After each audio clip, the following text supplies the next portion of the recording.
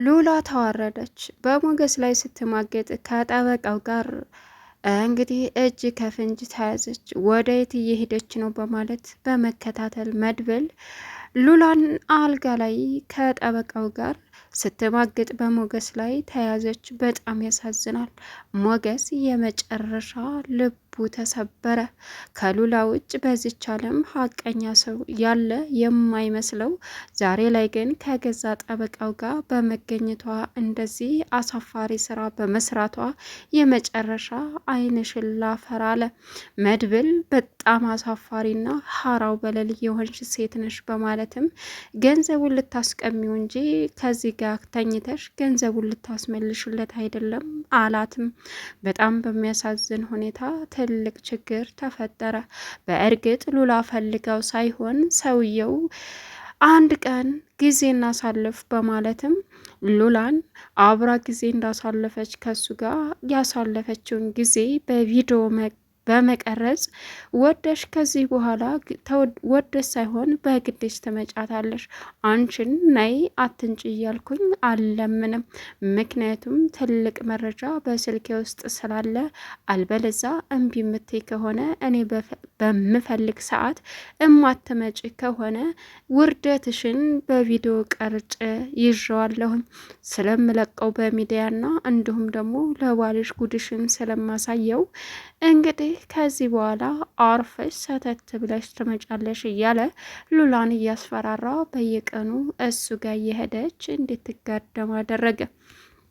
በዚህን ሰዓት ሞገስ ስለተጠራጠረ መድብል ሉላን ተከተላትማ አልሆነ ችግር ውስጥ እየገባች ነው በማለትም መድብልና ሞገስ ሲከታተሏት ከእሱ ጋር ሆቴል አልጋ ይዛ ተኝታም ተገኘች። ሰላም ውድና የተከበራችሁ የዙዙነት ሚዲያ ቤተሰቦች እንዴት ናችሁ? ልይ ሰላማችሁ ይብዛልኝ። ለዚህ ቻናል አዲስ ሲሆናችሁ ሰብስክራይብ እያደረጋችሁ ቪዲዮውን እስከ መጨረሻው ተከታተሉ። ዛሬ እንግዲህ በሚያሳዝን ሁኔታ ሞገስ ይበልጥ ልቡ ተሰበረ። ምክንያቱም ሉላን ከማንም በላይ ከራሱም በላይ ያምናት ነበረ።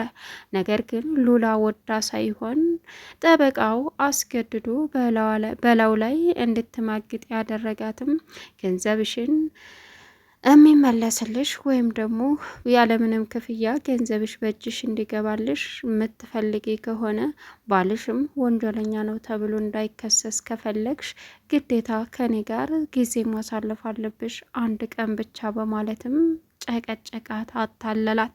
ብታለቅስም ሳትፈልግ በግዷ እንድትተኛ አደረገ። ከዛ በኋላ ቪዲዮ ቀርጾ አስፈራራት። አማራጭ ስለሌላት ነይ ባላት ሰዓት ቀጥታ ትሄዳለች። ሳትፈልግ ልቧ እየደማ እየተገደደች በምትሄድበት ሰዓት ይሄንን የተጠራጠረው ሞገስ ሁልጊዜም ያለ ጸባዋ እየተነጫነጨችም እንዲሁም ደግሞ ሳትነግረኝ የተለያዩ ቦታዎች ትሄዳለች። ቶሎ ትመጣለች ብዬ ስጠብቅ እኔ ታምሜ እሷ ሂዳ ትቆያለች በማለትም እንግዲህ ለመድብል እውነታውን በመናገር እንከታተላት ብለው ሲከታተሏትም ሆቴል ስትገባ ቀጥታ ተከትለው ሄዱ። በዚህን ሰዓት እንግዲህ ሆቴል እንደገቡ ተከትለው በሚሄዱበትም ሰዓት ተደብቀው የሉላን ጉድ አዩ። ከዚህ በላይ በጣም አሳፋሪ ነገር ስለሌለ ሞገስ የመጨረሻ በህመሙ ላይ ትልቅ ቁስለት አጋጠመው። ሌላው እንግዲህ አሁን ላይ ዳጣንና ቅድስትን ምን አጋጠማቸው? ዳጣና ቅድስት ወደ አብረው ተያይዘው እየሄዱ እያለ ዝና ከፊት ለፊታቸው በመኪና ሊገጫቸው እንዳለም እነሱም ጩኸው፣ በተለይ ዳጣ ስለምትፈራውም እንኳን አይደለም በመኪና እንዲሁም እንድታየው ስለማፈልግ በጩኸት አመለጡ። አሁን ላይ እንግዲህ መድብል የተፈጠረውን በሉላ ጉዳይ በጣም ልቡ ተሰበረ። በጣም ከዚህ በኋላ ሴትን አምኖ ምንም ነገር ማድረግ የለብንም እያለ ለሴቶች ያለው አመለካከት መጥፎ ሆነበት። መድብል ለሴት ልጅ በጣም ክብር ያለውና በጣም አስተዋይ ነበረ። አሁን ግን እንዴት በሱ ላይ እንደዚህ ታረጋለች? አንድ ቀን ታሞ ቢተኛ ይሄ የእድሜ ልክ ህመም አይደለም፣ የተሻለ ህመም የሚሻለው ነው። በጥይት ቢመታም እንግዲህ ለጓደኛው ብሎ መስዋዕት ስለከፈለ ከፍቷት ነው ወይስ ምንድን ነው? በሱ ላይ ከምኔው እንደዚህ ልታረግ ቻለች እያለ ለመድብል ትልቅ ጥያቄ ፈጥሮበታል። አሁን ላይ ግራ ተጋብቶ እንደው ዝም ብሎ መብሰልሰል ጀምሯል።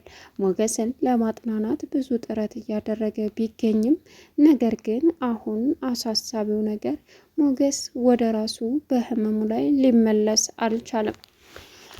ኤፍራታ እንግዲህ አሁን ላይ ለመድብል ነገሮችን እያቀበለ ብትገኝም መሀሊት ብሩኬን ሄዳ ይቅርታ መጠየቅ እንዳለባት ዝና ቁርጥ ያለ አነጋገር ተናግሯል።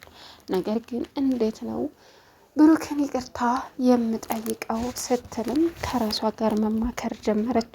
እሱም ይቅርታ ከምጠይቅ ብሞት ይሻለኛል፣ ብሩክን እሺ ይቅርታ ጠየቅኩት ብዬ ላታልለው እችላለሁ። ኤፍራታን ግን እንዴት ብዬ ነው አሳልፌ የምሰጣት? ቢገላትስ? ለገንዘብ ብዬ እህቴን አሳልፌ ስጋዬን ከሰጠሁኝ ነገ ጠዋት ይጠጥተኛል እያለች በማሰብ ላይ እያለችም እንግዲህ አሁን ላይ አስደነገጣት። ምን እያሰብሽ ነው ሲላትም ምንም ብሩክ እኮ ይቅርታ አያደርግልኝም ስትልም እሱን አይመለከተኝም፣ አደረገልሽም አላደረገልሽም የራስሽ ጉዳይ ነው በማለትም እንግዲህ ትልቅ ንግግር ተናገራት። አለበለዛ ኤፍራታን ተደበቅሽበት ጉድጓድ አውጥተሽ አምጥተሽ ስጪ ሲላትም እሷ እኮ የለችም እኔ ምን አውቃለሁ የት እንዳለ ብትለውም እንግዲያስ ገንዘብ የለም ብሎም አከላፍቶ መለሳት። መሀሌት ከዛ መታ በጣም አዘነች። ኤፍራታ በቃትና ደጂ እኔ ገንዘብ አካፍልሻለሁ፣ ምንም ቢሆን ስጋዬ እህቴ አይደለሽ፣ ዝም ብዬ እኔ መብላት አልችልም አለቻት። የምርሽን ነው? አዎ የምሬን ነው። ምን ላደርግ ብለሽ ነው? ማለቴ አብረን ሰርተን እሺ በይው ብዬ ያመጣውልሽን ሀሳብ ትተሽ ገንዘብ አላካፍለሽም ስትኝ ምን ይሰማኝ የእውነት አለቻት። በይ ተረጋጊ፣ ለማንኛውም አሁን ችግር የለውም ሁሉም ነገር ይስተካከላል አለች። ሌላው እንግዲህ አሁን ላይ ትልቅ ችግር የፈጠረው ሉላ ምን ገጠማት? የሉላ በጣም አሳሳቢና የሚያሳዝን ነገር ነው። ሉላ አሁን ላይ ምን ማድረግ እንዳለባት እንኳ የማታቅ ምስኪን ሴት ናት። ነገሮች እየተደራረቡባት ህይወት ፊቷን አዙራባት እያለቀሰች ነበረ። እንደውም አንተ በፈጠረ ምን አለ ህይወት አስጠልቶህ አያቅም? ህይወት ፊቷን አዙራባት አታቅም? አማራጭ አልሰጥ ብላ አታቅም አለችው። ይህን የመሰለ አማራጭ እያለ እኔ እኮ ቆንጆ አማራጭ ነው የሰጠውሽ። ስለዚህ በዚህ አማራጭ መደሰት ሲኖርብሽ እንደዚህ ማዘን የለብሽም ሲላትም ኧረ እባክህ እንደዛ ነው አላልክም እንዴ? እንዴት ብሎ? ይህ አማራጭ ሳይሆን ግድያ ነው፣ ከግድያ ያነሰ አይደለም አለችው። እሱም እኔ በህይወቴ እንዳንቺ አይነት ቆንጆ ሴት አይቼ ስለማለቅ ነው፣ ይቅርታ አድርጊልኝ፣ እንዲከፋሽ አልፈልግም። ይሄ ደግሞ ማንኛውም ሴት የምትጠቀመው ነገር ነው። ስለዚህ እባክሽን አላት። ሉላ ጨካኝ ናችሁ፣ በጣም ጨካኝ ስትለውም አይ ጨካኝ እንኳ አይደለሁም፣ ምን አስበሽ ነው?